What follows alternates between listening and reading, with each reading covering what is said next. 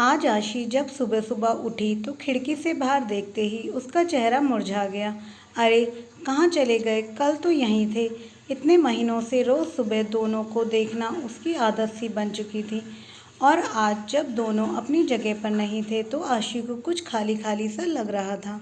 सुबह सुबह बस वो दोनों सामने दिख जाते थे तो आशी का रोम रोम पुलकित हो उठता था, सुवासित हो उठती थी उसकी सांसें। मन एक अद्भुत खुशी महसूस करने लगता, और सबसे खास बात, इन सब का सकारात्मक प्रभाव पड़ता उसके मन मस्तिष्क पर, और कलम खुद ब खुद कोई गीत लिखने लगती। पता नहीं क्या जादू था उन नरगिसी फूलों में, बस देखते ही मन मचल उठता। शायद असीम का असीम प्यार भरा था उनमें। आखिर उसी ने तो आशी के जन्मदिन पर यह गमला उसे उपहार में दिया था, और फिर दोनों ने मिलकर उसमें नरगिसी फूलों का यह पौधा लगाया था। देखो ना आशी, तुम्हारे लिए एक काम सौंप कर जा रहा हूँ। कल ही मुझे कंपनी में एक प्रोजेक्ट के लिए दुबई निकलना पड़ रहा है। बस 6 महीने की बात तो है, फिर आते ही झट से मंगनी और फट ब्याह। बस तब तक तुम मेरी यादों को इस पौधों में संजोती रहना। असीम को आशी को बातों में उलझाना बड़े अच्छे से आता था। असीम बेशक चला गया था, लेकिन आशी हर रोज़ बड़े अरमानों से उस पौधे को सींचती रही।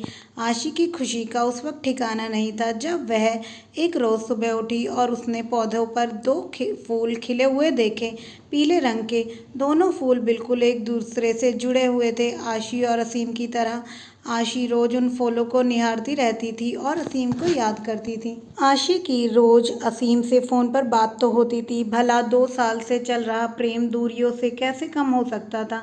इसी प्रेम की शक्ति ने तो उसे क्या से क्या बना दिया था। कभी किसी को चिट्ठी पत्री में 2 अक्षर न लिखने वाली आशी की कलम आज अनवरत चलने लगी थी। अपने जज्बातों की स्याही में भिगोकर क्या क्या न लिख डाला था उसने। तेरे एहसास में खुद को ऐसे फना कर दिया हमने, जिंदगी बाकी न बची, न तेरे साथ और न तेरे बाद। पता नहीं कैसे एहसास थे जो दिल से निकल कर पन्नों पर बिखरते रहते थे। जब भी मन होता आशी उन नरगिस के फूलों को निहारते हुए खिड़की के पास कागज और कलम लेकर बैठ जाती। माँ जब डांटना शुरू कर देती थी तब सुध पड़ती थी कि कुछ खाना भी है और घर का कामकाज भी देखना है। पता नहीं पिछले कुछ दिनों से क्या हो गया था उसे। पतझड़ का मौसम आ गया था, फूल मुरझाने लगे थे। माली से पूछ कर भी खाद पानी भी डाला, असीम को फ़ोन पर भी बताया तो वह भी पहले खूब हंसा, फिर बोला पतझड़ बीत जाने दो, सब कुछ ठीक हो जाएगा।